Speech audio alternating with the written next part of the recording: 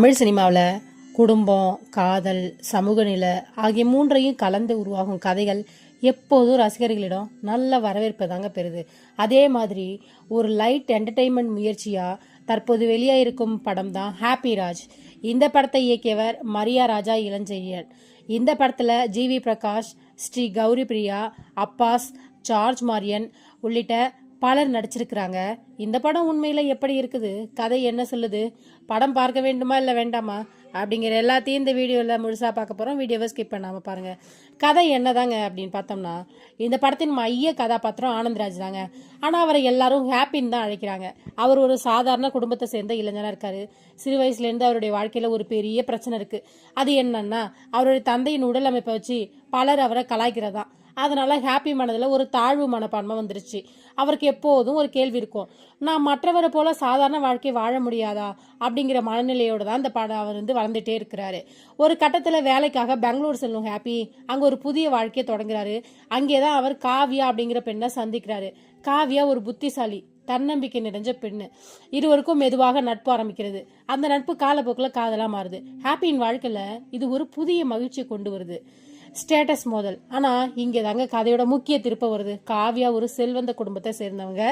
அவரது தந்தை நடத்தியுள்ள அவருடைய தந்தை யார் நடிச்சிருக்காங்கன்னா அப்பாஸ் தான் நடிச்சிருக்கிறாரு. இந்த கேரக்டர் மிகவும் பெருமைப்படுத்தியவர். அதாவது அவருக்கு வாழ்க்கையில் முக்கியமானது ஒன்று தான், அது ஸ்டேட்டஸ். அவர் நினைப்பது என்னன்னா, பணக்கார குடும்பத்துடன் தான் தொடர்பு இருக்க வேணும் அப்படிங்கிற நிலைமையில் அவர் இருக்கிறாரு. ஆனால் காவ்யாவின் காதல் குறித்து அவருக்கு தெரிய வந்தது பிரச்சனை ஆரம்பமாகுது. குடும்பங்கள் சந்திக்கும் போது, இரண்டு குடும்பங்களும் சந்திக்கும் போது படம் மிகவும் சுவாரஸ்யமாக மாறுது. ஒரு பக்கம் எளிமையான வாழ்க்கையை வாழும் ஹாப்பியோட குடும்பம், மற்றொரு பக்கம் பணக்கார வாழ்க்கையை வாழும் காவ்யாவோட குடும்பம். இந்த ரெண்டு குடும்பங்களும், இந்த ரெண்டு உலகங்களும் நேருக்கு நேர் சந்திக்கும் போது பல உணர்ச்சிகளும் மோதல்களும் உருவாகுது. படத்தின் இரண்டாம் பாதி முழுவதும் குடும்பங்களுக்கிடையான உரையாடல்கள், நகைச்சுவை தருணங்கள், சில உணர்ச்சிகரமான காட்சிகள் எல்லாம் இதெல்லாம் இருக்குது. இந்த இடங்களில் தான் படம் மெதுவாக பார்வையாளர்களை ஈர்க்க தொடங்குது. இந்த படத்தின் மிகப்பெரிய பலம் அப்பாஸ். நீண்ட இடைவெளிக்கு பிறகு அவர் திரும்பி இருப்பது ரசிகர்களுக்கு ஒரு சர்ப்ரைஸ் தான். அவரது கேரக்டர் மிகவும் நம்பகமாக இருக்குது. அதே மாதிரி ஜார்ஜ் மரியன் நடித்துள்ள ஹாப்பியின் தந்தை கேரக்டர் மிகவும் முக்கியமானது. பல இடங்களில் அவர்தான் படத்தின் உண்மையான ஹீரோ அப்படின்னு கூட தோன்ற அளவுக்கு இருக்கு. ஜிவி பிரகாஷ் தனது வழக்கமான லைட் என்டர்டெயின்மெண்ட் ஸ்டைலில் நடிச்சிருக்கிறாரு. அவரது காமெடி மற்றும் ரியாக்ஷன் காட்சிகள் சில இடங்களில் வேலை செய்யுது. ஆனால் சில இடங்களில் காமெடி எதிர்பார்த்த அளவுக்கு வேலை செய்யல. ஹீரோயினாக நடித்துள்ள ஸ்ரீ கௌரி பிரியா சில காட்சிகள் அவர் இயல்பாக நடிச்சிருந்தாலும் மொத்தத்தில் அவரது கேரக்டர் மிகவும் பெரிய தாக்கத்தை ஏற்படுத்தல. இசையமைப்பாளர் ஜஸ்டின் பிரபாகரன் வழங்கிய பாடல்கள் படத்திற்கு நல்ல ஆதரவாக இருக்கிறது. குறிப்பாக டான்ஸ் பாடல், கிளைமேக்ஸ் எமோஷனல் பாடல் இவை நினைவில் இருக்கும் வகையில் இருக்குது. தொழில்நுட்பம், படத்துடைய ஒளிப்பதிவு மற்றும் எடிட்டிங் ரெண்டும் சராசரியை விட மேலே இருக்கு.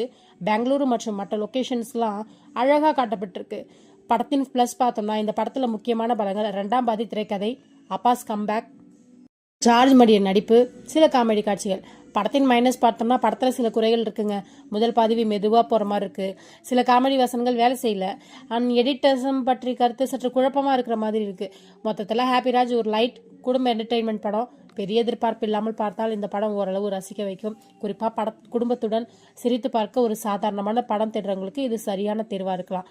இந்த ஹாப்பிராஜ் மூவி ரிவ்யூ உங்களுக்கு பிடிச்சிருந்தா வீடியோ லைக் பண்ணுங்கள். உங்களுக்கு அடுத்த கமெண்ட்ல சொல்லுங்கள். மேலும் இப்படிப்பட்ட சினிமா விமர்சனம், வைரல் செய்திகள், அரசியல் அப்டேட்கள் எல்லாம் தெரிந்து கொள்ள எங்கள் சேனலை சப்ஸ்கிரைப் செய்ய மறக்காதீர்கள். நான் உங்கள் ராஜி. மீண்டும் அடுத்த புதிய வீடியோவில் சந்திப்போம். தேங்க்யூ ஃபார் வாட்சிங் மை சேனல். யாரெல்லாம் ஹாப்பிராஜ் படம் பார்த்தீங்க, உங்களுக்கு இந்த படத்தை பற்றின கருத்து என்ன, நீங்கள் இந்த படத்துக்கு மார்க்கு கேட்டால் எவ்வளோ மார்க் கொடுப்பீங்க அப்படிங்கிறத மறக்காம கமெண்ட்ல சொல்லுங்கள். தேங்க்யூ ஃபார் வாட்சிங் மை சேனல்.